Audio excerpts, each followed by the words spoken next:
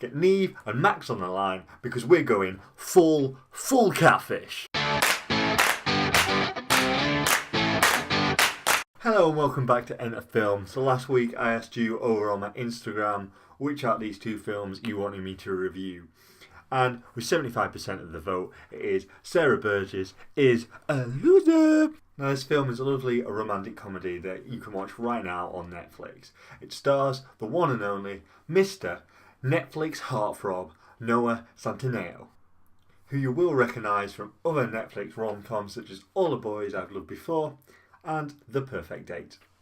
This film also stars Shannon Purser, who you will recognise from Stranger Things as the wonderful and amazing Barb.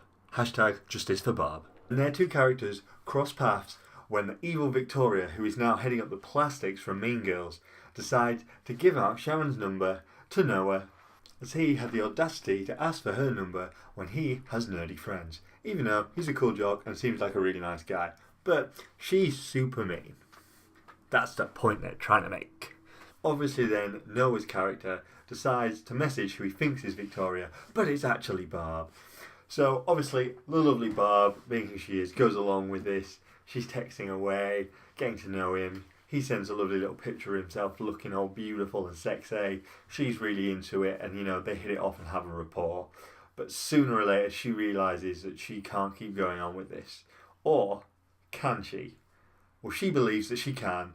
So somebody get Neve and Max on the line because we're going full catfish. This plays out, it's actually quite good, it's quite interesting, it's quite fun. Victoria's character, who's the evil girl that gives the number away, is without giving too much away, brought in to help the catfishing of poor Noah's character. But Victoria starts out really horrible, obviously doesn't want to get involved, but over the course of this film, you see her backstory or why she's so horrible. And really, this film should have been about her. She was a much more interesting character. She actually has some depth, and you see why she does the things that she does, which is great. And to be honest, I wasn't expecting that from this film. When it started out, I was like, oh my god, this is going to be a really generic character. And when it starts, she has no redeeming features whatsoever. She's a spoiled, entitled little brat. Oh, that's what you think she is. But throughout the course of this film, we see that's actually not the case, and she does have her own demons and things that are going on, which is good. And I'm glad they touched on those in the film, and it makes her character much more fleshed out. And if I'm honest, it made her more interesting than the main character in this, who sometimes needs to get a grip. And there's a point in this film, I won't say what she does, but you're like, what are you doing? That's just horrible. There's no need to do this. And I don't really have any sympathy for her, which is a bit of a shame because you're kind of supposed to feel for her and relate. When it starts, you do. She's not what you'd call classically attractive and all those sorts of things. She's looked down upon by the higher-ups in the school. But as the film progresses, she's very much a surface character. That's all you kind of get. And she's not as hard done by as she makes out.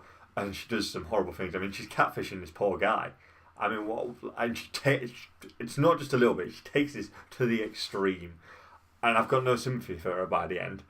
And I'm not going to tell you how it ends, but I was a little bit disappointed, if I'm honest, because I kind of wanted to get a little bit of comeuppance for it. But, it's a nice little rom-com anyway. Noah's character, he does a great job in this as well. He plays this character really well, hence why he keeps getting these roles for Netflix, where he's the good-looking guy that's really nice. And from watching the interviews that he's done, he seems like that kind of guy. So he's perfect in this role. You couldn't really ask any more from him. He does what he can with the dialogue, and he's brilliant. And I enjoyed him in this one as well. Despite this film having its problems with the main character not being fleshed out as much as you would expect from this kind of film, it's still a fun and enjoyable journey. It has its start, its middle, its end. It's not going to surprise you too much, apart from, like I say, with the Victoria character. Not necessarily that it surprises you, but it did surprise me that she was so fleshed out and that she did have an actual arc in this and, goes from that horrible, mean woman with no redeeming features into someone that you actually kind of care about by the end, and you do feel a little bit sorry for her in parts of this film. And he doesn't just go from one extreme to the other. There is an overarching development of this character, which I was surprised by and helped me enjoy this film a lot more, because I think without her character, I would have just got annoyed and probably been way more upset by this film. But if you do like romantic comedies, I would say go and check it out. It's really good. One other thing that I wanted to add about this is when the advert first started for this, I thought it was going to be set in the 80s just by the coloration of the film and the clothes that they're wearing. And then when I actually put the film on and the opening credits started to roll, it really does have that sort of old-timey feel and a little bit Stranger Things-esque. I don't know if they were just really trying to play up that Barb's in this film. I'm not 100% sure if that is something they were really trying to go for, but it's something quite interesting. It gives another layer when you're watching this film. The cinematography is really good because of that. So another reason to go and watch this. Overall, I don't really do ratings here. If you want me to start doing ratings, let me know. Just comment below and I'll start doing them.